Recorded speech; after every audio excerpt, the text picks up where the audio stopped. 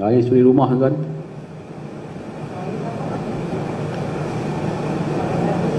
Ini yang susah ni kalau kontrol. Ini polis tuan. Anggota polis, saya dah bercakap sebelum ni, kita tangkap tentera ada 14 orang, 4 komando tuan. Bila kita tangkap tentera ni banyaklah yang tidak berpuas hati mengatakan pihak kita tangkap. Tapi saya kata kalau terlibat kita akan tangkap. Kalaupun polis terlibat kita akan tangkap. So ini polis pertama yang ditangkap terlibat dalam IS ni. Kita tidak akan bertolak ansur. Polis ke, tentera ke, ustaz ke, profesor ke, doktor ke, PhD ke, terlibat dalam keganasan yang pasti kita akan tangkap. Cukup bukti kita akan tangkap. Ini GRO. Kita tak dapat bayangkan bagaimana seorang GRO terlibat untuk menyertai IS. Ketika kita tangkap beliau, janda anak satu daripada Pasir Mas. Yang orang Pasir Mas ni memang comel-comel, tak tahulah. So bila kita tangkap dia, kita tahu siasat, dia boleh minta request, buat permintaan. Tuan, boleh tak benarkan saya teruskan bekerja sebagai GRO? Saya nak kumpulkan duit secukupnya, saya nak pergi berjihad di Syria. Logik kan tak logik tuan? Dia minta izin, jangan tangkap saya lagi tuan, saya nak kerja sebagai GRO lagi, nak kumpul duit secukupnya. Cukup duit ni saya nak pergi berjihad di Syria. Inilah yang ada dalam kepala dia orang. Jihad tu mengatasi segala-galanya. Kita boleh mencuri, kita boleh membunuh, kita boleh engkar perintah pemimpin, kita boleh engkar perintah keluarga kita, engkar semata-mata untuk pergi berjihad. Ini fahaman ni tuan-tuan ni. Sebab tu saya kata hati-hati. Jihad tu bukan mengalahkan segala-galanya kan? Jihad ada syarat, ada tempat, ada peraturan, ada sasaran dia. Ini tak. Nanti saya akan tunjukkan pengakuan bekas-bekas tahanan. Ini tuan-tuan yang kita tangkap 230. Setakat ni dah, kalau campur dengan yang kita tangkap ni dah 239. Ini pecahannya, 200 orang tempatan, 30 warga asing. Ini yang berada kat Syria. Dulu statistik 91, 8 dah kembali, 21 terbunuh, bakinya ada 61 lagi dekat Syria. Ini yang undang-undang kita gunakan. SOSMA tuan-tuan, undang prosedur kita cah bahawa Penal Code, POKA, POTA yang kita usir kembali, yang dibebaskan, yang sedang dalam siasatan. Tuan-tuan tengok, semakin hari semakin banyak yang dituduh di mahkamah yang dah disabit kesalahan. Ini antara yang hukuman tertinggi yang pernah dijatuhkan, 25 tahun. Ini yang terlibat dalam nak letup tempat-tempat strategik di Kuala Lumpur ni. Termasuklah nak bom kediaman PM, nak colek PM dan sebagainya ni. Ini kena 18 tahun. Dan ini budak bawah umur. Ini yang sel leader yang nak buat serangan. 12 tahun kena penjara. Tuan-tuan, saya rasa saya tak perlu sentuh ini. Saya di IS di Iraq dan mereka masih lagi berusaha supaya untuk mengekalkan dua simbol dia orang dekat sana, iaitu satu dekat Mosul di Iraq, satu lagi dekat Raqqa. Inilah yang dikatakan simbol Islamic State ni, negara Islam ni. Kalau ini jatuh tuan-tuan, mereka akan kehilangan yang dikatakan Islamic State, khalifah, sistem khalifah akan habis. Ini tuan-tuan, kita tengok memang semakin hari semakin banyak kawasan-kawasan AS yang jatuh kepada tentera kerajaan. Itu yang 2014, 2015 kan, yang merah. Ini awal tahun 2016, lebih besar kawasan yang jatuh ke tangan pihak kerajaan.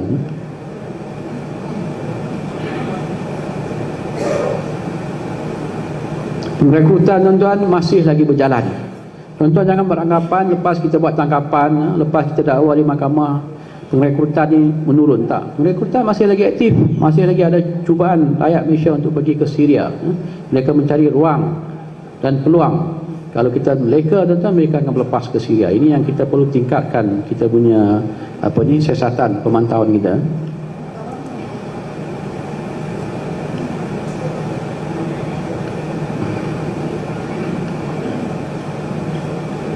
Kanak-kanak di ini tuan-tuan, kem latihan di sana. Ini kanak-kanak Malaysia yang ada dekat Iraq dan Syria yang sedang menjadi latihan. Bayangkan seawal usia begini telah dilatih di kem-kem latihan. Kalaulah mereka ni kembali ke Malaysia, tuan-tuan, kita lah sasaran utama yang nak disembelih, tuan. Kita ni dilabelkan sebagai taut, pengamal bid'ah. Darah kita halal, kita boleh dibunuh.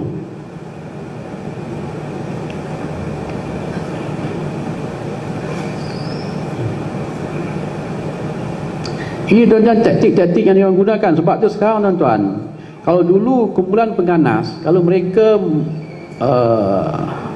mencolek tebusan, mereka pastikan untuk berunding dengan pihak polis ataupun pihak keselamatan. Sekarang tak. AS punya arahan clear. Kalau kita dah dapat tebusan, bunuh terus. Jangan membuang masa untuk berunding dengan pihak berkuasa. Sebab kalau mereka berunding, pihak berkuasa akan mempunyai kelebihan untuk melancarkan serangan. Sebab tu tuan-tuan, kalau tengok dekat France, dekat ni, baru ni, kalau ada insiden tawan tebus, tuan-tuan, tebusan, mereka akan terus menyerbu. Mereka tak akan tunggu lagi. Sebab kalau mereka tunggu, memang semua akan dibunuh. Kalau serbu awal, mungkin akan ada yang akan selamat. Itu strategi AS, tuan-tuan. Dia nak memastikan, bukan lagi nak minta duit tebusan, nak minta demand, tak ada. Tawan tebusan, bunuh terus. Jangan tunggu. Itu arahannya, orang. Ini adalah taktik-taktik dia punya ni.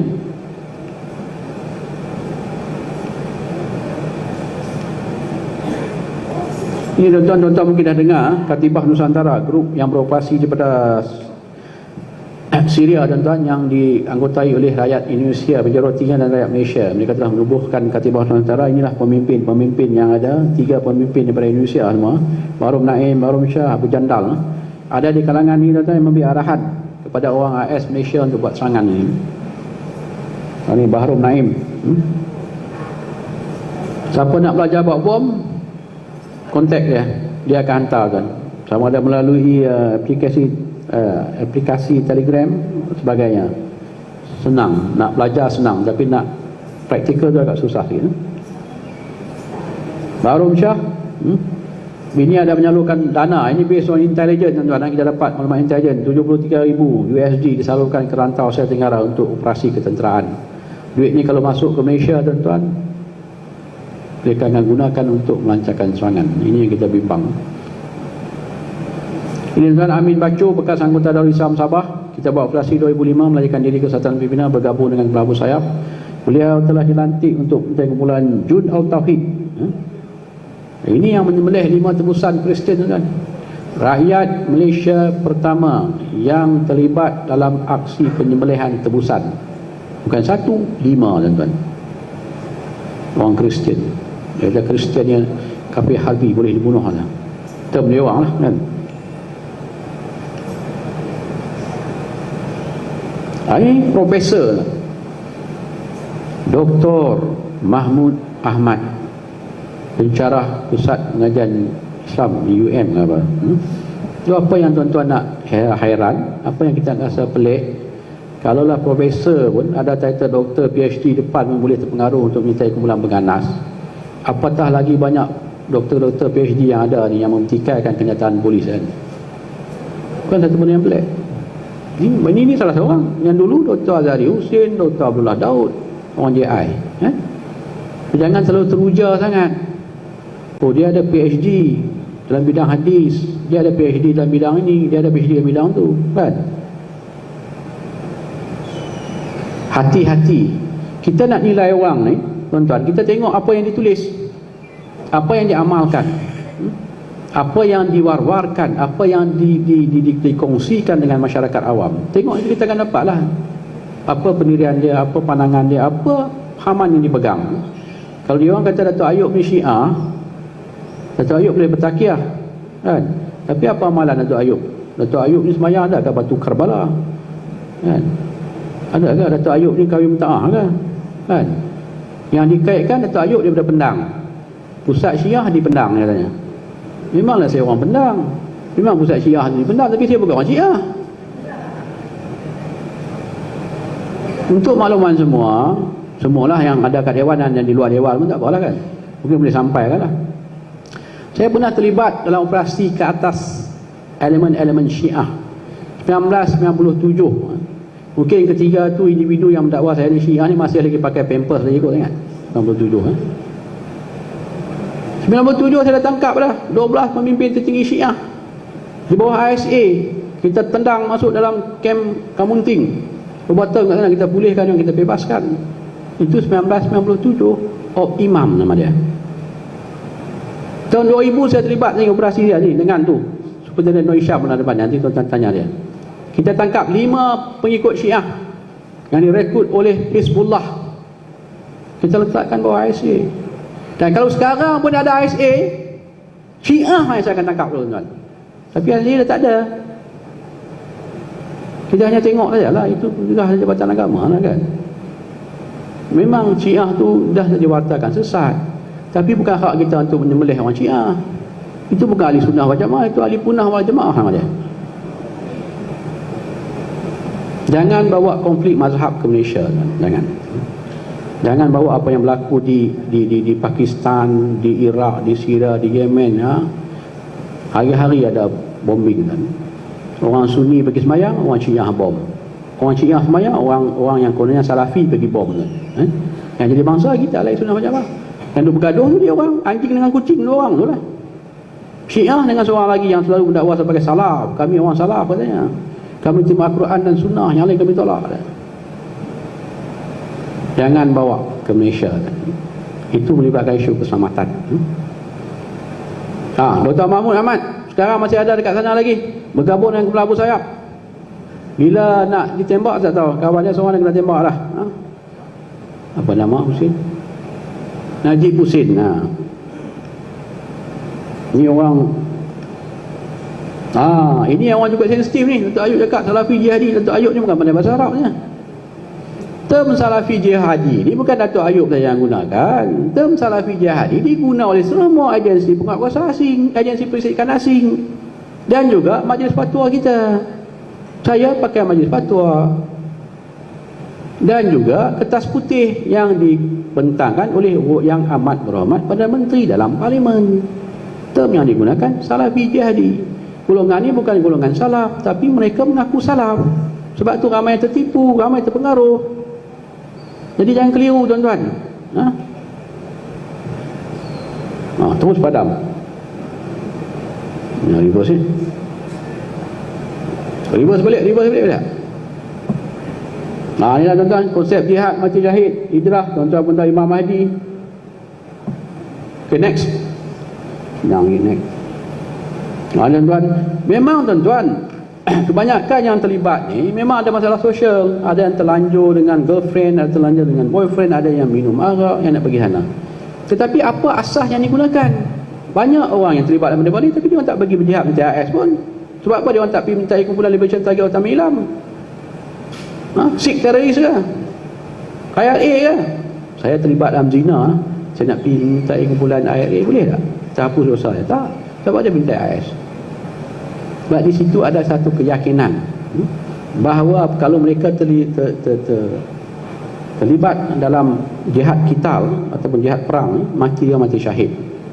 Ini bukan saya cakap, ini salah seorang anggota AS yang kita cakap. Nanti saya tunjukkan. Okay, next. Ini katanya Sunni Syiah. Apabila ada orang melabelkan sebagai Syiah, di situ yang mencetuskan, mendorong, menyokong Salafi di Malaysia ni kononnya untuk membunuh saya. Yang kata darah Datuk Ayub ni halal, Datuk Ayub ni orang Syiah. Sebab yang mencetus ni individu tersebut lah. Bila start melabelkan kita macam tu, dia akan dia orang tak kata sembelih Datuk Ayub, tak. Cukup sekadar mereka menyatakan Datuk Ayub ni Syiah. Jadi itu yang mencetuskan usaha untuk membunuh pihak berkuasa. Kalau Syiah darah dia halal, murtad, boleh dibunuh adanya. Ini yang bahaya tuan. Mereka mencetus. Next. Ini pengakuan. Ini bukan Datuk Ayub mereka cerita, ini pengakuan anggota AS yang kita tangkap, orang Sabah, assistant manager hotel. Mana ni? Padam pula. Tengok, kita tangkap di JB, kita bawa balik ke KL. Ayat yang pertama keluar daripada mulut beliau, ulama-ulama di Malaysia ni ulama syaitan kerana mengamalkan bid'ah. Apa bid'ah tu, Syekh? Saya panggil Syekh kat dia. Inilah. tahlil, zikir, doa kunut, selawat. Dia kata yang dia terima, dia kata hanya orang yang menentang bid'ah lah. Yang tu ulama tu dia terima lah. Yang lain semua masuk neraka lah. Bukan saya cakap, dia cakap. Inilah hasil bibit-bibit yang timbul akibat asuhan daripada kumpulan-kumpulan yang mengaku sebagai salaf ni. Inilah menyebabkan mereka terdorong. Tengok dia kata apa? Kerajaan Malaysia turut wajib diguling, darah pengamal bid'ah adalah halal. Sebab tu jiwa hati dia orang kosong kan. Zikir pun dia kata syirik. Macam mana nak suci hati kan? Next. Ini seorang lagi. Tengok fatwa apa yang dipakai. Bagi mereka yang banyak melakukan dosa, maka jihad kitab adalah penawarnya. Dia kata Ibnu Taimiyah cakap, saya pun tak tahulah. Ustaz kena semak ni malah, sebab saya tak pandai bahasa Arab kan. Kita bagi ustaz yang betul kan ada ni. Tapi itulah yang dipegang. Sebab tu mereka nak pergi ke sana, nak mati syahid. Saya dah terlanjur dengan girlfriend saya 3 kali je. Oh, ni fatwa Ibnu Taimiyah ni. Siapa yang terlibat jihad kita, terhapus dosa dia. Dia nak pergi ni, kita dapat tangkap. Ini tuan-tuan, pengakuan tahanan AS. Fakta ni saya nak, kalau siapa nak pertikaikan, pertikailah. Ini tu dia tak boleh pertikai. Dia pertikai benda lain tuan-tuan. Next. Kawan baik saya tuan-tuan, Muhammad Wandi bin Muhammad Jedi. Tuan-tuan tahu tak Jedi tuan-tuan? Tu yang gambar Star Wars lah kan. Jedi Master yang bawa tungkat. Itu baik watak dia, ini watak jahat tuan-tuan. Ini yang dikatakan dia petik fatwa Ibnu Taimiyah. Betul tak betul saya tak tahu. Sedangkan tidak membayar zakat saja boleh diperangi dan dimurtadkan apatah kerajaan Malaysia yang bersekutu dengan negara-negara kafir mentang Dakwah Islamiyah. Memanglah kalau ikut Islam tak bayar zakat boleh dia ni, tapi takkan terus pancung kot. Takkan murtad terus kau tak bayar zakat. Kena panggil, kena nasihat, kena jatuh hukum. Buat-buat ni tak pancung dia. Tak bayar zakat pancung. Zikir pancung, selawat pancung, tahlil pancung, baca yasin pancung. Ni lah. Kita di Malaysia tak sampai lagi peringkat tu, tapi bunga-bunga tu dah ada. Tuan-tuan pantau tengok Facebook, banyak Facebook buat-buat ni ada. Tuan-tuan tengok. Ada 2-3 orang cakap, siapa yang tak percaya Allah ada atas arasy, pancung dia kepala dia. Paling kepala ada kat anjing dia. Ada dah. Ada. Ini hasil asuhan puak-puak ni lah ni. Next. Ini tuan-tuan, bukan saya yang reka website ini. Ini Daesh, IS, Ibnu Taimiyah Media Center. Tak percaya pergi tengok. Yang mana duk pertikaikan, pergi tengok betul tak betul cakap ni. Ni IS punya media center, dinamakan Ibnu Taimiyah Media Center. Tuan-tuan nak belajar buat bom, sini tempatnya. Tuan-tuan nak mengadunkan bom, sini tempatnya. Tak percaya, pergi. Ini bahasa Arab, saya pun tak tahu. Yang mana bahasa Arab, pergilah baca. Ini fakta ya tuan-tuan. Ini bukan rekat, ini fakta. Next. Dabik, rujuklah majalah Dabik, edisi keempat 6, 7, 8, 14, yang terbaru 15. Tengok rujukan siapa yang digunakan. Ni majalah online, boleh akses lagi. Tuan-tuan boleh akses, pergi baca tengok. Betul kata Tok Ayub cakap ni kan. Kebanyakan yang merujuk pada Ibnu Taimiyah saya tak tahulah betul tak betul. Ibnu Taimiyah nak keluar fatwa, itu kerja ustaz yang pandai bahasa Arab lah. Pergilah baca kan, yang ada master bahasa Arab. Next. Tu dia tuan. Ni edisi ke apa? Mata pun tak nampak. Edisi ke-6 lagi. Ni semua majalah Dabik semua rujuk pada Ibnu Taimiyah. Lagi. Lagi. Next. Okay. Ini edisi ke-14. Daesh cakap, dia kata aliran Asy'ariyah dan Maturidiyah ni semua ahli neraka kerana penyembah kubur katanya. Kita tiada kubur, kita bukan sembah kubur. Macam puak-puak kat sini lah banyak. Bila mai hari raya keluarlah macam fatwa. Tak boleh sembah kubur, tak boleh pergi kubur, tak boleh itu kan. Ikut suka aku lah aku nak pergi bila pun. Kan? Betul tak? Tak betul? Betul lah. Kan? Ada yang orang bagi pandangan, kadang-kadang kita nak berkumpul saudara mara ni hari raya saja, setahun sekali.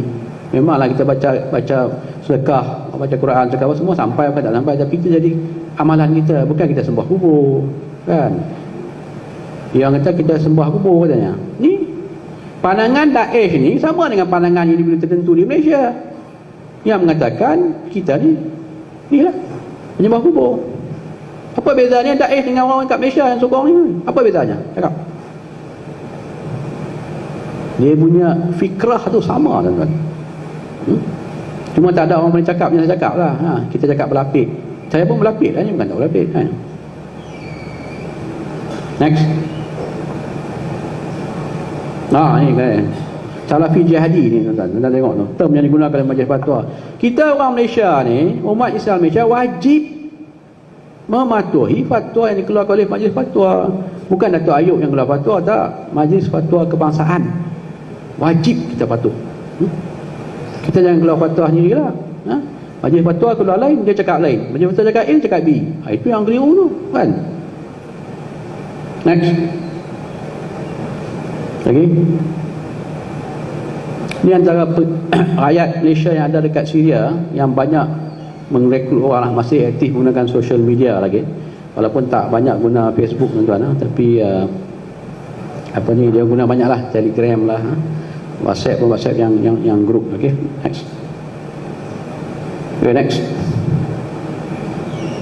next.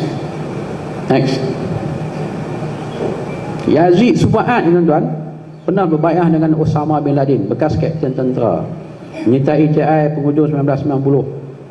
Yalah tu. Ditangkap OIC 2001. Diletakkan di Kamunting dekat 8 tahun. Dia pernah berbaiah dengan Osama bin Laden, CEO in Antrax. Dia pernah mengeluarkan buku Jihad Jalan Tunggal Khalifah, tajuk buku tu. Buku tu dicetak dekat 300 lebih sebelum ditangkap. Dalam buku tu semua rujukan, kebanyakan rujukan dia buat ke atas Taimiyah. Ada buku tu, rampasan kita rampas. Bukan semualah ada yang dirujuk pada Ibnu Taimiyah, justifikasikan tindakan. Bila kita bebaskan pada ISA dimansuhkan, dia pun happy lah. Tak ada ISA, tak ada tangkap. Kita tangkap bos semua, dijatuhkan hukuman 7 tahun penjara. Next. Ini tempat-tempat dia nak serang. Baguslah serang tu, Kasbek kan. Dia nak serang Kasbek. Dakwah tak ke mana kan, kerja nak bunuh orang dia dah. Next. Training dekat ni, dekat Perak, typing dah ni. Next. Ini yang kita tangkap dalam bilik hotel dia pun merancang untuk mencolek PM, TPM sebagainya. Okay, next. 2 anggota tentera. Ini yang kita bimbang, pelibatan anggota keselamatan tentera dan polis dalam kumpulan-kumpulan pengganas. Kita tidak akan bertolak ansur. Ini bukan benda yang baru. Dulu dalam konteks Jemaah Syamiah, kita tangkap ISA, Balai Polis Langkap di Perak. Dekat 15 orang anggota Balai Polis tu menyertai kumpulan Jemaah Syamiah. Bayangkan. Sebab dulu kita tangkap ISA, kita tak hebahkan. So, kalau mereka ni ada akses kepada senjata api, ada akses kepada bahan-bahan letupan, menyertai kumpulan pengganas, habis kita, tuan. Sama dengan Al-Maunah kan? Tentera tu menyertai masuk untuk curi senjata api. Next. Ini orang Kedah kan, orang kampung saya. Tu yang kata Datuk Ayub ni pun pengganas Syiah lah. Orang kampung dia, Pendang, Murad Alimuddin, pernah kena tangkap bawah KMM dulu, dipenjarakan, dibebaskan. Dia ni pernah nak merompak senjata api di Balai Polis Gua Cempedak pada tahun 2001 ni. Dia keluar, dia pergi ke MTIS, balik, dia nak buat benda yang sama. Okay, next. Rancangan dia orang nak colek PM, TPM, Menteri Dalam Negeri, Menteri Pertahanan, rancang untuk merompak senjata api di kem obat Bukit Pinang, nak mencuri duit van yang menghantar duit cash daripada Genting Highland. Next. Ini anggota tentera, komando Sungai Udang, pakar IED, provide security device. Dia dah buat satu test meletup, so dia buat lagi 3 lagi IED nak letupkan gereja di Alustar, gereja dekat jalan stadium Alustar. Masjid Syiah di Pendang, dia nak bom masjid Syiah kan. Tokong Cina di Simpang 4 Kangkung. Ni semua ni kat area tempat saya, tuan-tuan. Next. Ini kita tangkap nak mendaki Gunung Nuang, nak test bom. Next. Tuan-tuan tengoklah Dia siap dengan bendera Allah, Rasul, Muhammad, la ilaha illallah, dengan 25 kilogram potassium nitrat, 25 kilogram ammonium nitrat, diesel sebagainya, remote control. Ini yang nak digunakan. Next. Test tengok video, klik. Reverse balik, klik dekat video tu.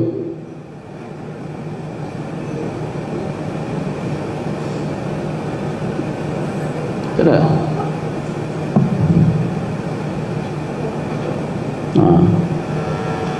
Okey. Tuan-tuan tengok ni 200 gram, bukan 2 kilogram, 200 gram bahan tu.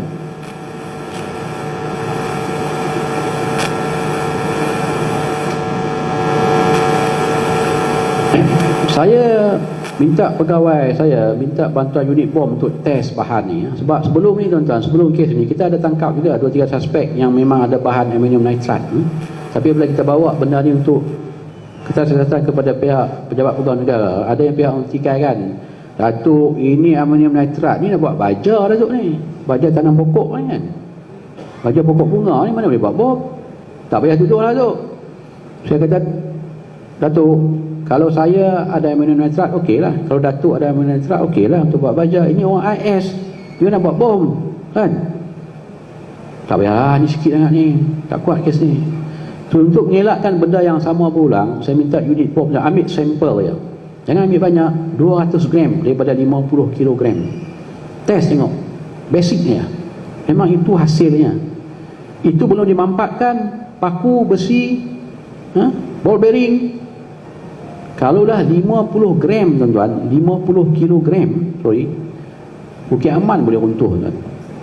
Itu baru 200 gram. Bila kita tunjuk kan tu boleh nampak terbelak je mata. Tuduh. Itu yang tuduh semua tu. Itu yang kena 25 tahun penjara tu. Tak tunjuk tu tak tuduh tu.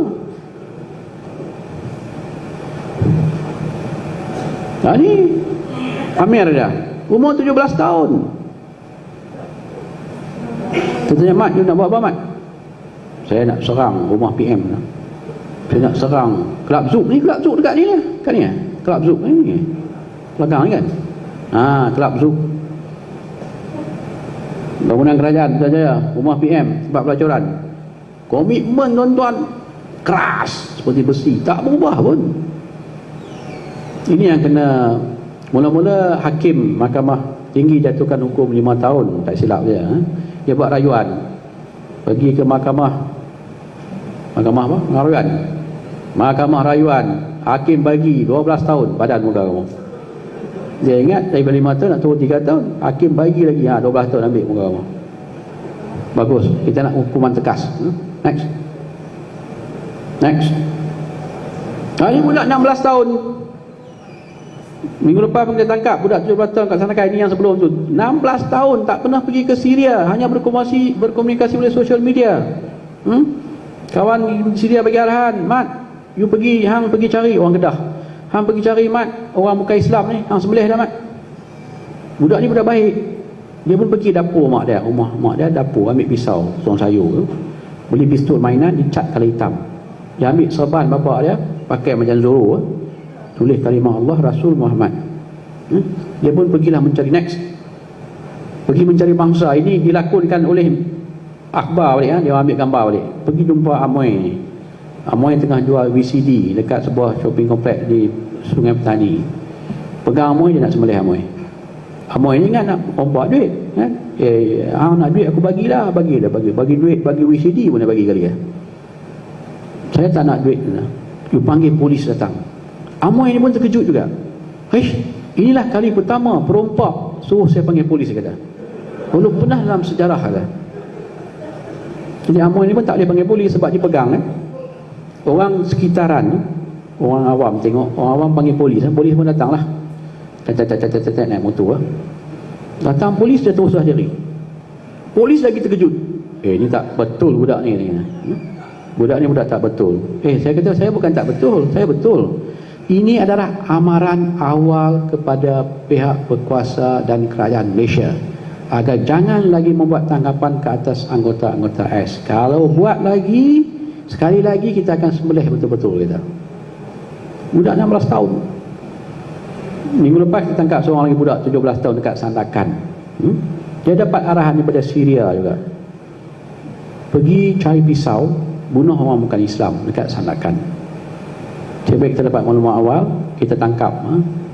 Yang telah diumumkan itulah salah seorang yang ditangkap. Okay, next. Ini kita tangkap dekat stesen LRT Januari tahun ini. Orang awam gelak kan. Apa punya counter terrorism ni? Orang ada pisau Rambo pun tangkap. Apa bukti dia dapat keganasan? Bukti. Memang buktinya belum berlaku lagi. Kalau kita nak tunggu, akan jadi macam France. Dia masuk dalam gereja, dia pegang padri, dia sembelih padri, guna pisau juga. Dekat London, dia tunggu dekat depan kamp tentera. Ada 2 anggota tentera keluar untuk pergi shopping. Dia pegang di tengah jalan, pisau potong daging dia ambil sembelih. Sebab tu kita kena proaktif. Kita jangan tunggu je. Kalau nak tunggu boleh, kami tunggulah. Biar dia sembelih dulu. Boleh. Inilah orang awam, bukan kesemua lah. Adalah segelintir kecil yang polis buat apa pun dia pertikaikan. Polis tangkap pun dia pertikaikan. Polis tak tangkap pun dia pertikaikan. Tuduh kat mahkamah dia pertikaikan juga. Kenapa tuduh janda tu? Janda tu lawa katanya. Tuan-tuan tahu siapa yang pertikaikan ni? Yang janda, yang polis ni, siapa yang pertikaikan?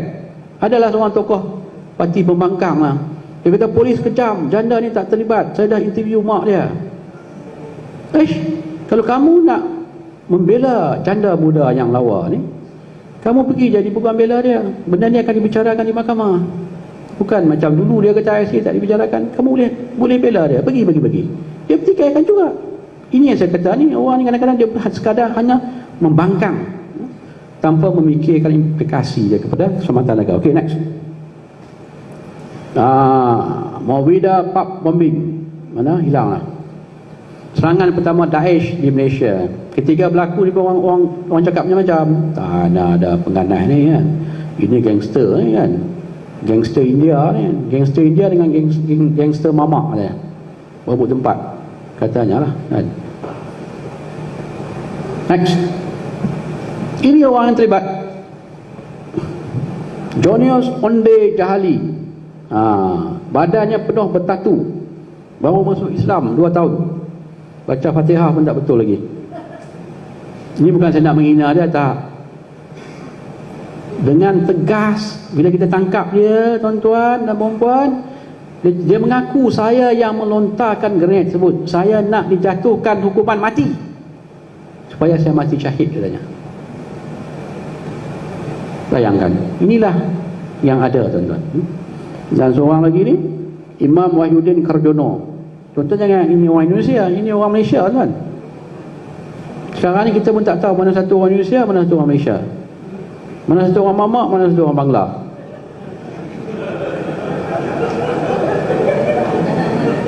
Saya pergi restoran belakang, saya kena jaga-jaga. Dia ingat saya orang Bangla. Baik, apa mau makan? Woi, saya orang Kedah lah, aku bukan orang Bangla. Kau ingat aku Bangla? Sorry, dia pun datang dari India juga. Sorry brother, saya ingat you Bangla lah. Orang India, daripada India ingat saya Bangla lah. Satu Malaysia. Tuan-tuan jangan serius sangat, nanti tuan-tuan tegang. Jangan, nanti putus awak, tuan-tuan. Di samping-samping kita serius, kita kena selit sikit lawak jenaka supaya tuan-tuan tenang balik. Jangan tension sangat. Dalam rantau Asia Tenggara ni ada 2 saja tokoh yang nak dibunuh oleh orang AS. Satu Pak Tito Kurniawan, kawan baik lama saya. Sejak 2001 kita terlibat dalam tangkapan Jemaah Samiah dulu, 2001. Dia telah pun menjadi Ketua Polis Indonesia, Kapolri dia panggil. Kepala polis lah, bukan kepala lain kan. Kepala. Dia tuan-tuan, umur masih muda lagi, baru 50, 51, 52 kan. Dia disasarkan. Dia banyak orang. Di Malaysia saya lah. Sebab apa tuan-tuan? Sebab itulah dia orang labelkan Datuk Ayub Syiah. Tu dah Datuk Ayub halal. Tu sebab dia. Next.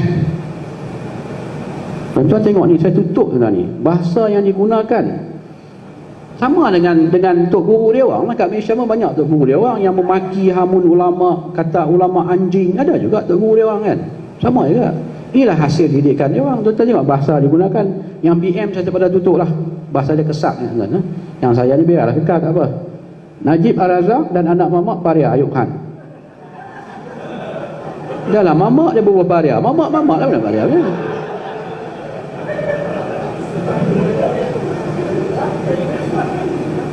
Lagi wanted daripada Najib, memang sah. Apalagi Muqtadi apa semua adalah. Inilah akhlak orang yang nak berjihad, nak mati syahid, yang kononnya memperjuangkan kalimah la ilaha illallah. Kami hanya memegang Al-Quran dan Sunnah katanya. Bawa-bawa ni lah ni. Tuan-tuan jangan dengar saya cakap. Tuan-tuan pergi ke Facebook dia orang. Tuan-tuan tengoklah apa komen-komen dia orang. Apa bahasa yang digunakan. Bila dia keluar dekat depan di public, dekat depan awam-awam, cakap cukup lembut. Semua orang sokong. Oh, ini liberal, ini bagus, ini wasatiyah, ini sederhana, semua kan. Nah, belakang ulama Azhar pun dipanggil anjing. Betul tak? Tak betul. Pergi tengok Facebook dia orang kan. Okay, next. Nah, ni kawan baik saya, Muhammad Mandi ni. Okay, next. Ni ada, ni orang Kedah ni, orang Kuala Ketih. Wallahi satu hari nanti akan kurangi apa ni, anjing US IGP. IGP dia tak ingat nama, dia buat IGP ya. Dan Ayub Khan dia ingat nama kan. Dia kata saya anjing USA yang wajib diperangi. Semua nak berjihad kan ni. Okay, next. Jadi saya pun tak heran lah, banyak memang ketikan, asakan, dia dah biasa lah. Ini urutan bunuh. So, jangan takut. Kita nak berjuang, jangan takut kan? Kita bukan ada kepentingan. Okay, next. Khas untuk saya. Mereka mencipta satu Facebook khas untuk saya. Sebab tu saya ni pebab Facebook ni saya buat sensitif kan. Kawan-kawan saya telefon saya, Yub, ada Facebook tak Yub? Aku mana ada masa Facebook ni, tak ada masa. Aku nak tengok WhatsApp pun tak sempat. Aku nak baca paper pun 7-8 paper sehari pun tak sempat. Kadang-kadang kalau ada obsession bertiga 3-4 hari, paper dah bertimbun kan. Sebab saya baca semua paper kan. Tak ada masa. Jangan nak buang masa aku lah Facebook ni, orang tak ada masa boleh lah Facebook kan. Ayub, ada Ayub. Apa Facebook? Aku segan lah Ayub. Hampir check ni Ayub. Aku nak sebut pun aku segan lah. Aku kawan baik hang lama Ayub, aku segan lah. Hang tengok sendiri lah. Saya pun panggil lah pakar internet dia. Ini ada pakar internet, budak-budak baru, inspektor baru masuk kan. Nama dia panjang lah, saya panggil Din lah. Badan saya panggil Din Giant. Saya suka kelau kan, Din. Giant, hang pergi tengok dia ni ada kat Facebook pun. Dia pakar, dia pergi, Datuk ada, Datuk. Apa dia? Ayub bukan Al-Lancawi ke dah? Polis ni dia cakap nak melapik, inspektor pun tak kira. Dia dengan saya cakap yang tu lah. Tu ada tu, apa dia? Ayub bukan Al-Lancawi. Saya tengok memang betul pun ada. Tu kawan saya dekat Facebook, wakil Facebook dekat Singapura, kan dia dekat base kat Singapura Facebook. Baru nanti dia buka cawangan, dia dah remove Facebook ni. Jadi saya pun tak sempat, tak boleh nak menjawab orang bantai dalam Facebook. Saya tak boleh menjawab sebab Facebook saya dah di remove. Saya tak boleh menjawab orang yang melebarkan saya dan melalui Facebook sebab Facebook saya telah di remove. Tak ada lagi Facebook saya. Jadi kalau nak tanya, tanyalah secara terbuka. Datang pejabat saya. Saya dengan segala hormat yang menyebut sesiapa saya yang ada kemusykilan, sebarang kenyataan yang saya keluarkan, taklimat saya ni satu Malaysia, satu dunia saya bagi tuan. Datanglah ke pejabat saya, Menara 2 tingkat 24. Kita boleh bermuzakarah. Aku nak kena guna bahasa Arab. Jadi orang kata kita tak pandai bahasa Arab lah kan. Kita bermuzakarah, ataupun kita berbincang secara berhemah. Jangan beremosi. Jangan dengar petik sikit Datuk Ayub cakap, dia tuduh macam-macam. Itu tak betul. Kena jaga akhlak kan. Kita ni bukan tukang sapu tepi jalan kan. Kalau tukang sapu tepi jalan, nak buatlah. Atau mamak tibang macam mana, nak buatlah kan. Kita ada kedudukan, jadi kena jaga akhlak saja. Next. Dah penutup lah kan. Inilah tuan-tuan, ancaman AS ni tak akan habis. Ada 2-3 seminar yang baru dibuat. Seminar baru awal tahun ni kot dekat Jakarta tuan, yang dianjurkan oleh Nahdlatul Ulama. Ada seorang pembentang kertas kerja warga negara Jerman. Dia pernah duduk kat Syria lama. Bukan orang Islam pun, cakap Arab macam ayah. Dia bentangkan kertas kerja dalam bahasa Arab. So dia kata isu AS ni tak akan habis dalam 15 ke 20 tahun lagi. Kita berhadapan dengan ideologi, kata. Ini bukan kumpulan yang ada fizikal, tak, ideologi. Sebab tu saya selalu tekankan. Kalau kita tak address isu pokok ni, isu ideologi ni, isu fatwa yang seleweng, itu ayat Quran yang seleweng, sampai bila pun isu keganasan tak akan habis. Berapa lama dah kita hadapi benda yang sama, tuan? Dekat 20 tahun. Tak habis juga. Sebab apa? Kita tak address isu pokok tu. Isu ideologi. Kita dah cakap on surface. Bila kita cakap lebih, orang kata polis yang cakap beragama. Ada pula orang cakap tu. Saya bukan cakap beragama, saya cakap fakta. Dan polis hanya boleh memberi pandangan, nasihat. Sama ada orang awam nak ikut, tak ikut, pihak-pihak lain nak ikut, tak ikut, itu hak mereka. Tapi tanggungjawab polis untuk memberi nasihat dan mengambil tindakan untuk mencegah keganasan. Itu tugas hakiki polis. Jangan bawa masuk paman-paman luar, tuan-tuan. Tuan-tuan lihatlah, bacalah sejarah. Nanti Datuk Wan Zahidi ada petang kan, tuan-tuan. Dia pun, Datuk Wan pun banyak menulis buku, artikel. Saya pun baca buku dia banyak. Kita punya sejarah kemasukan Islam di rantau ni memang secara lembut, sederhana, bukan secara keras. Kita belajar fiqh, kita belajar tauhid, kita belajar tasawuf. 3 benda ni yang mengimbangkan, tuan-tuan. Ini kita duk belajar Quran, hadis, Quran hadis. Ijma' qiyas kita tolak. Kan? Itu yang tak bersih ikut akal. Itu jadi berkelaru habis kan. Berzikir haram, sesat, masuk neraka. Tengok panglima-panglima perang Islam dulu, Salahuddin Al-Ayyubi perang dengan Richard the Lionheart. Dia dengar Richard the Lionheart tak sihat. Oh, kita break sekejap, tunggu sekejap, bagi dia sihat dulu. Lepas itu perang balik. Sebab tu panglima perang Islam dulu, musuh dan sahabat, siapa-siapa perlu hormat, tuan-tuan. Sebut nama Salahuddin Al-Ayyubi, orang salut. Walau kita berperang ni orang, sebab mereka berperang ikut peraturan. Siang malam berzikir. Sebab tu hati dia orang suci, dia orang berjihad dengan betul. Kita nak zikir pun syirik, hati nak suci macam mana? Kan? Zikir masuk neraka katanya, selawat masuk neraka. Jangan bawa dua-dua fahaman ni masuk Malaysia, kan? Jangan kembangkan. Kamu nak amalkan, bagi saya kamu punya hal lah. Jangan suka melabelkan orang lain sebagai pengamal bid'ah. Kamu tak nak buat, kamu punya hal lah. Jangan duk membincangkan benda-benda furuk di secara terbuka, kan? Ini bukan saya cakap. Menteri yang bertanggungjawab dalam hal ehwal agama, Datuk Seri Jamil K, bila isu ni timbul bulan 12 itu, dia beri keluar statement. Benda-benda furuk ni jangan dibincangkan dekat luar. Orang-orang tak faham pun. Inginkan mencetuskan perbalahan, mencetuskan perpecahan.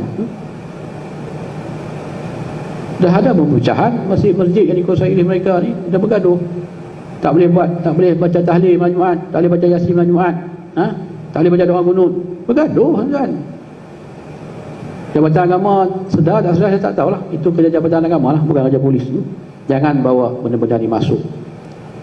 Benteng, tuan-tuan, benteng di rantau Asia Tenggara ni, Malaysia dengan Brunei sekarang ni, yang duk bertahan. Malaysia pun dah goyang lah, negara lain hancur. Sebab inilah masuk elemen ini. Sebab apa? Dulu kita tak dengar pun benda ni, tuan. Dulu tak dengar pun. Tahun 70-an, 50-an ada kita dengar benda ni. Sikitnya. Sekarang ni semua orang cakap benda yang sama. Profesor universiti pun terpengaruh, imam masjid pun terpengaruh. Kan? Itu masalah dia. Next.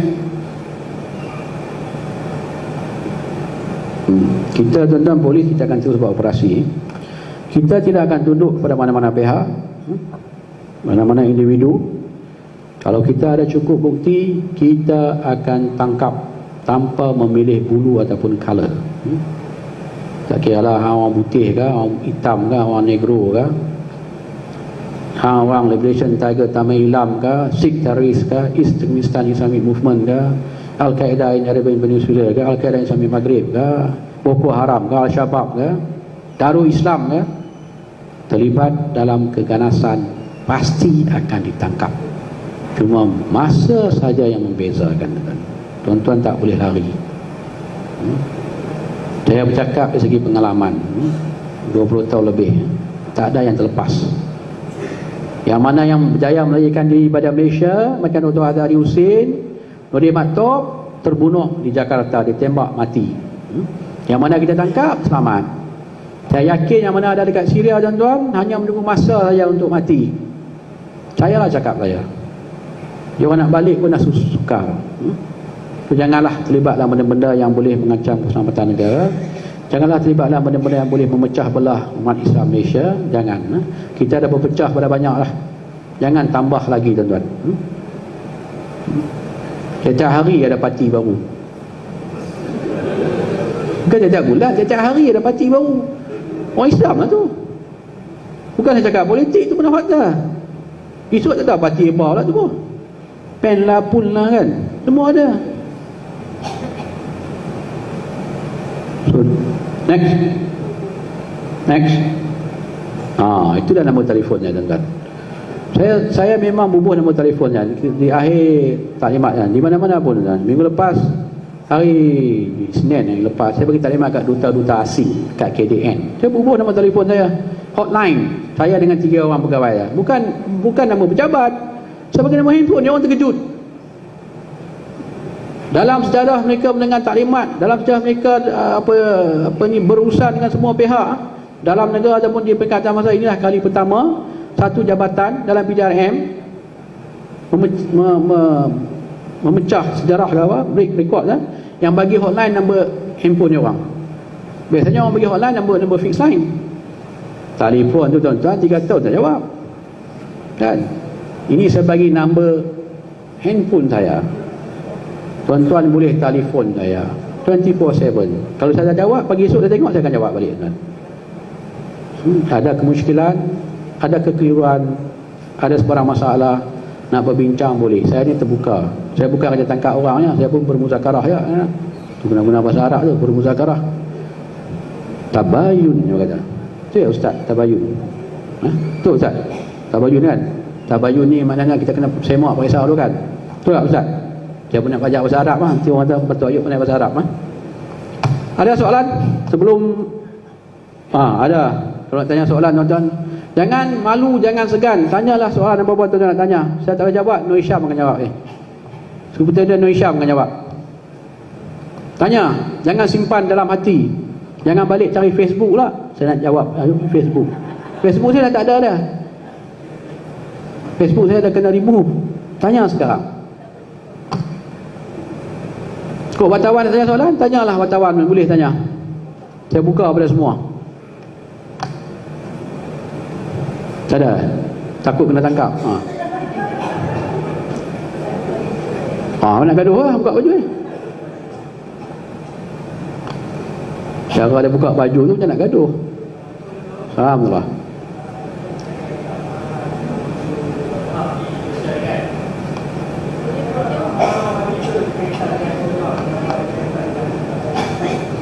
Soalan ni, bab-bab ni saya tak pandai bab agama. Saya tak pandai bahasa Arab. Kena tanya Datuk Wan Zahidi lah. Saya cuma katakan tadi, saya tak nak komen pasal fahaman Wahabi ke, saya tak nak komen. Saya katakan tadi, jangan bawa fahaman asing masuk ke Malaysia. Jangan kembangkan. Syiah dan satu lagi golongan yang beliau sebagai Salafi. Mereka bukan orang Salaf, mereka beliau sebagai Salaf. Itu saja jawapannya. Yang selebihnya, kalau nak tanya kena dengan fahaman Wahabi ke, apa yang menyeleweng, nanti tanya Datuk Wan Zahidi sesi petang kan. Itu yang paling sesuai. Datuk Wan Zahidi ni bekas mufti. Tu dia ada authority untuk cakap. Datuk Ayub tak pandai bahasa Arab, dia boleh cakap.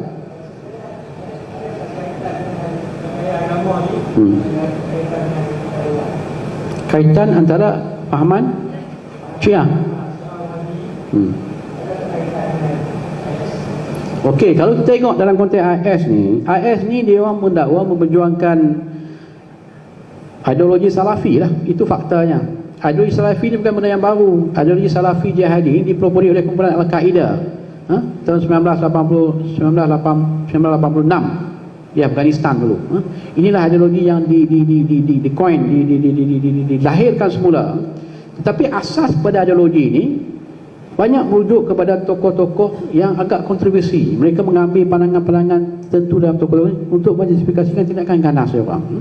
Dalam konsep jihad lah. Dia ambil benda itulah. Kalau tuan-tuan tengok, dulu ada isu, banyak isu dengan ialah mengkafir-kafir orang kan. Tengok daripada mana fatwa dipetik.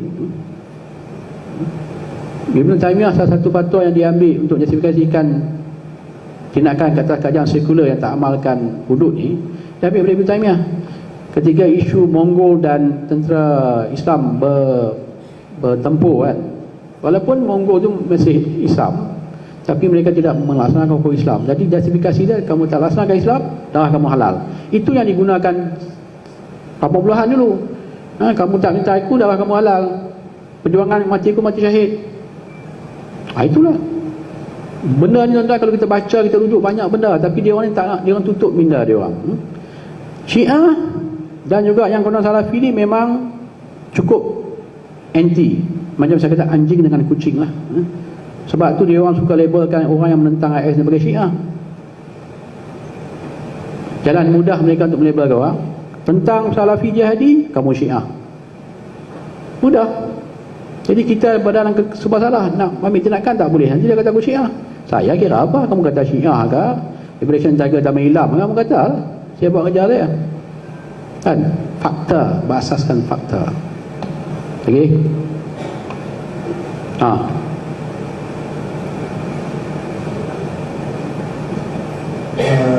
Kalau persoalan itu, yang pertamanya tadi Dato' katakan tadi, sebahagian daripada mereka yang ditangkap ini masih dibicarakan.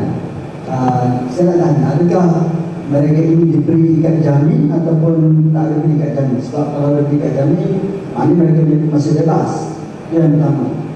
Yang kedua, untuk kita ramai di sini dan mungkin ada kawan-kawan di luar sana, ada tak yang kita kata ciri-ciri khusus, baik dari segi perwatakan, pakaian ataupun perkataan yang boleh kita tengok dia ni memang sebenarnya ada fahaman AS ini ataupun Daesh ini? Sebab kita tak tahu, mungkin jiran kita dan sebagainya. Dan yang ketiga, satu ketika dulu Malaysia ni terkenal sebagai tempat human trafficking, maknanya orang mudah nak masuk dan sebagainya. Bagaimana tindakan pihak kerajaan ataupun keselamatan mengawal kemasukan foreigners ini ke dalam negara? Terima kasih.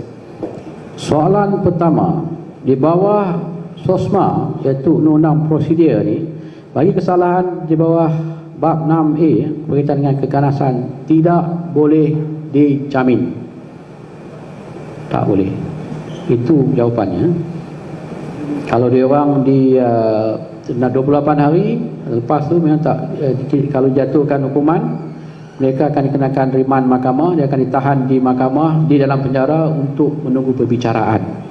Dia orang tak akan dilepas. Dia bukan macam kes-kes biasa, tidak boleh jamin. Kes kesalahan berkaitan dengan kes sosial keganasan. Itu siapa. Yang kedua, ciri-ciri. Tidak ada satu pun pihak yang dapat menghasilkan profiling pada anggota AS, tak dapat. Sebab dia pelbagai. Tuan-tuan tengok tadi ya.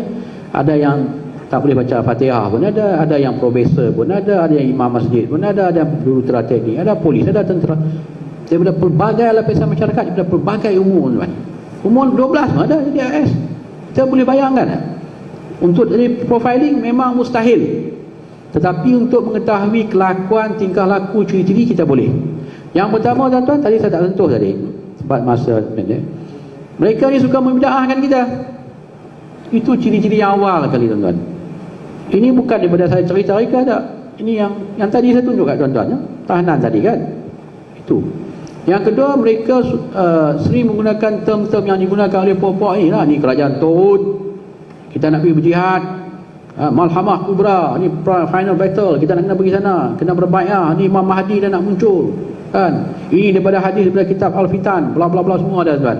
Itu. Kemudian mereka melabelkan orang yang tak mengikut dia orang sebagai sasaran sah untuk dibunuh kan. Kamu tak menyertai aku, darah kamu halal. Itu yang aku stop. Yang ketiga, mereka sering mencabar pihak polis. Banyak orang mencabar pihak polis kan. Itu ciri-ciri lah tu, cabar pihak polis. Yang ketiga, mereka selalu bertelagah dengan ahli keluarga mereka ataupun kawan-kawan mereka, berdebat.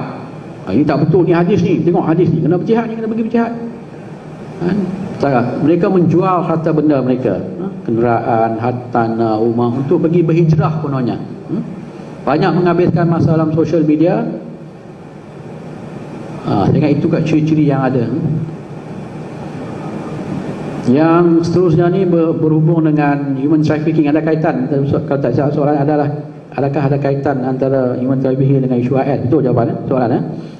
Setakat ni memang ada yang kita kesan, elemen-elemen yang ada kaitan dengan IS di Malaysia ni, ataupun yang masuk ke Malaysia, yang menggunakan sindiket human trafficking, human people smuggling untuk memasuki dan bergerak ke negara tiga. Macam contohnya kita tangkap Liberation Tiger of Tamilam di Sri Lanka, dia orang gunakan sindiket ni. Kita tangkap East Turkmenistan Islamic Movement yang bom dekat Bangkok, mereka menggunakan sindiket yang sama. In fact, yang mana yang pergi untuk buat serangan dekat Jakarta pun transit dekat Malaysia, dia gunakan sindiket di Johor untuk masuk ke Batam. Memang ada kaitan. Tapi yang human trafficking ni mereka bergantung pada duit, mereka bukan ada ideologi. You IS kah, you Jemaah Syamiah kah, you Salafi kah, you apa pun, you bagi duit, saya akan bantu you untuk masuk. Dia tak ada ideologi, dia duit dia. Sikit ideologi tak ada. Lagi, tadi ada seorang nak tanya soalan ni. Okey.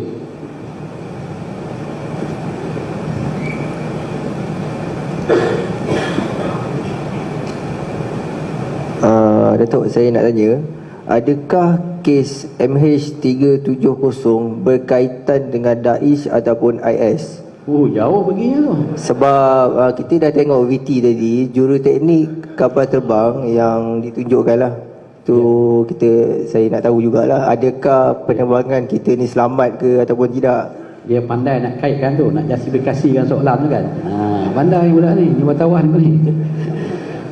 Siasatan Kapten MH ni masih belum habis lagi. Selagi kita tak jumpa dia punya black box dia tu, kotak hitam, memang kita sukar untuk mendapatkan satu keputusan tu. Dan saya pun tak pasti sama ada kita akan dapat kotak hitam ni, sebab jalan pesawat ni kalau ikut lokasi jaya tu di laut Indian Ocean kan. Indian Ocean ni tuan-tuan tengok gambar cukup lah. Kapal yang besar pun ombak kan. Macam mana kita nak cari tuan-tuan? Siasatan belum habis lagi. Kita pun tidak ada sebarang maklumat untuk mengaitkan MH ni dengan elemen-elemen pengganas. Pada peringkat awal siasatan MH ni memang division saya pun terlibat. Kami terlibat dan kami melihat dari aspek penglibatan elemen-elemen pengganas. Memang tak ada. Itu ya. Tapi kalau untuk dia punca pesawat ni hilang, di mana dia hilang, ini kita kena tunggu hasil siasatan yang saya pun tak tahu bila akan diumumkan. Okey, ada lagi soalan kan? Tu.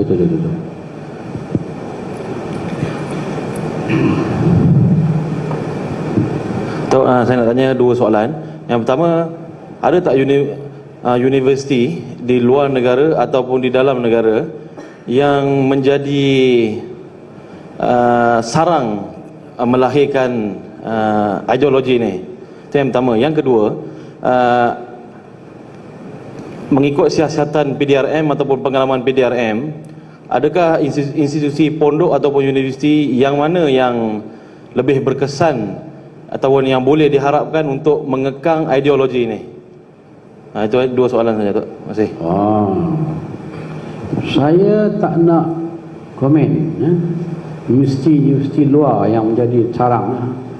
Kita tuan-tuan, saya tak tahulah.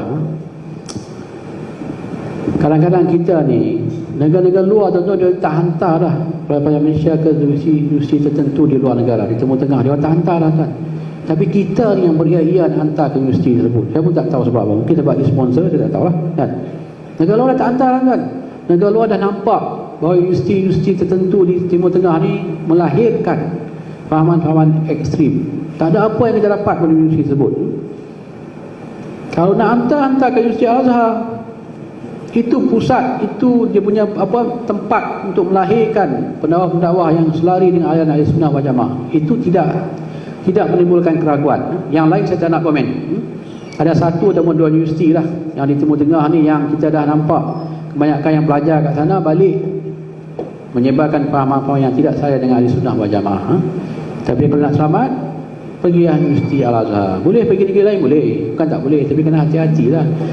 Tuan-tuan lihat, tengok dulu, ulama-ulama kita banyak juga belajar kat luar universiti tersebut, tapi dia orang balik, dia orang tak menyebarkan fahaman tersebut pun, dia orang masih kekal di sunnah wal jamaah, masih kekal dengan Syafi'i.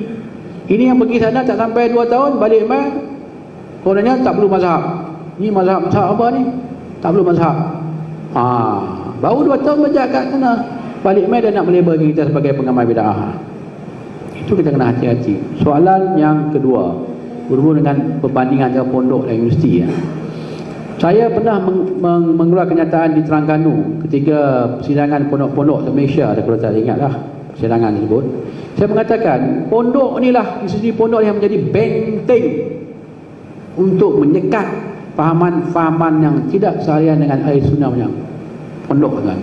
Memang ada di kalangan pelajar-pelajar pondok yang terlibat dalam keganasan, ada, tapi jumlahnya amat sedikit. Boleh kira dengan jari orang Kedah. Ada bukan tak ada. Berbanding dengan pelajar-pelajar yang daripada IPTA, IPTS lagi banyak. Yang tadi yang jadi malaun semua tu, bahasa kasar, tak kasar kan?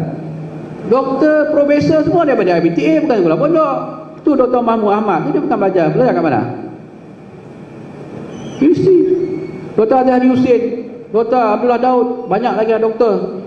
Belajar mana? Yang jadi kepala-kepala ni semua daripada universiti biasa lah. Osama bin Laden, dia belajar apa? Tak saya ada, Syam je apa? Engineer. Osama bin Laden, Business. Osama bin Laden business. Syed Qutb, apa bidang dia? Agama kan bidang dia. Belajar kat mana? Dia belajar kat US. Kita tu mengagungi Syed Qutb. Kalau dibandingkan tuan-tuan, jelas bahawa sekolah pondoklah yang menjadi benteng untuk membentras pahaman-pahaman ekstrim kan. Banyak bacalah kitab-kitab, saya pun tak pandai baca bahasa Arab, saya dengar rujukan yang dulu lah. Kitab-kitab ulama-ulama dulu, ulama-ulama Nusantara yang telah menjelaskan sejelas-jelasnya kesesatan pahaman-pahaman tertentu.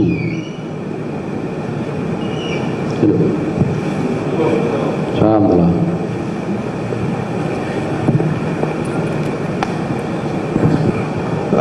Tersebar juga video Hillary Clinton yang mengaku Amerika mencipta Al-Qaeda. Apa juga kaitan juga Amerika mencipta IS? Apa komen itu? Kalau kita lihat tuan-tuan sekalian, daripada dulu, sekarang dan selama-lamanya, nah ini kita bukan cakap segi agama lah, musuh Islam kita jelas, kita tahu siapa musuh Islam. Puak-puak Yahudi dan puak-puak itulah. Kita tengok dari segi penubuhan Al-Qaeda pun memang pada awal dibayari oleh Amerika dan juga beberapa negara Arab lah. Di situlah puncanya wujud Al-Qaeda sebenarnya. Tapi bila Russia berundur pada 79 berundur, jadi mereka tak boleh kontrol Al-Qaeda lagi. Al-Qaeda telah bebas daripada pengaruh dia mula buat serangan ke atas negara US dan juga negara bersekutu US. Itu yang pertama, itu memang ada hubungan. Yang kedua, IS ni pun, kalau kita lihat dari segi sejarah penubuhan, yang peringkat awalnya ditubuhkan daripada Al-Qaeda di Iraq, AQI, ditubuhkan oleh Abu Musab Al-Zakawi, Al-Qaeda juga di Iraq 2004. Kemudian diambil oleh Ayub Masri, ditukar nama Islamic State of Iraq, Syria dan Iraq. Kemudian tukar oleh Islamic State of Iraq dan Syria, Islamic State of Levant dan Islamic State. Yang pemimpin terkini ini adalah Abu Bakar Al-Baghdadi. Abu Bakar Al-Baghdadi pernah ditahan di kamp Buka, Iraq, ketika Amerika menduduki Iraq 2004 hingga 2009. Berapa tahun tu? 6 tahun. Ketika dalam penjara, tuan, Abu Bakar Al-Baghdadi memang seorang yang berpengaruh, orator, seorang yang fasih. Dia boleh kontrol bantuan-bantuan lain dalam penjara. Kalau ada rusuhan dalam kamp Buka, Amerika akan panggil Syekh datang bagi nasihat, bantuan akan patuh. Amerika dah nampak beliau ni memang berpotensi untuk memimpin. 2009 dia dibebaskan. 2010 terus memimpin IS. Apabila IS memasuki Syria, tuan-tuan, tempat pertama yang dituju adalah kamp pelarian Yarmouk, sempadan Syria dan Palestin. Menempatkan 15,000 pelarian Palestin. Itu yang disasarnya. Kenapa kamu tak serang Israel? Kamu serang Palestin buat apa? Kan? Memang jelas daripada awal sekarang, memang yang di belakang mereka adalah musuh-musuh Islam. Tuan-tuan lihatlah satu persatu negara Islam jatuh. Iraq yang dulunya dipimpin oleh minoriti Sunni, Saddam Hussein, mereka masuk daun. Sunni Syiah bergaduh, berdebar. Orang Sunni ditendang, naik orang Syiah. Setiap hari ada bombing dekat Iraq. Kemudian Libya, dulu dibuat Gaddafi, berapa banyak kemajuan dicapai, diguling Gaddafi. Sekarang apa jadi Gaddafi? Yemen, sekarang Syria pula. Saya tidak mengatakan Bashar baik, tak. Bashar ni memang keras orang dia, tapi sekeras-kerasnya dia dapat mengekalkan keamanan. Saya pergi ke Damascus tahun 2010 kan, setahun sebelum krisis. Saya hantar seorang Al-Qaeda yang tertangkap, namanya Ayman Al-Taka, dekat UIA, orang Al-Qaeda tangkap, kita usir, saya hantar ke Damascus. Saya pergi Damascus, tuan-tuan nak buat apa, tuan-tuan buat. Tuan-tuan nak pergi semayang kat masjid Syiah pun pergilah, nak semayang masjid putih, Menara Putih. Saya ingat nama apa, pergilah semayang. Tuan-tuan nak pergi tengok tarian gelek pun pergilah, tak ada masalah. Ikut kita masing-masing kan. Yang rasa nak ni pergi, bebas, tegak. Tapi sekarang apa dah jadi? Hancur, lebur. Dekat 240,000 orang, dekat 300,000 orang, 40,000 orang meninggal. 6 juta, 7 juta pelayan, sekolah, masjid, rumah habis. Syekh Ramadan Al-Buti tengah nak bagi kuliah dalam masjid pun dibom, dia kata Syiah. Baru ni Ali Gaumar, bekas mufti Mesir kan, pun nak dibunuh dia. Dia kata ni pun Syiah ya. Itulah bahayanya individu atau golongan itu yang melabelkan orang lain menentangnya sebagai Syiah. Inilah akan mencetuskan, mendorong orang lain untuk melakukan aksi keganasan. Itu kan.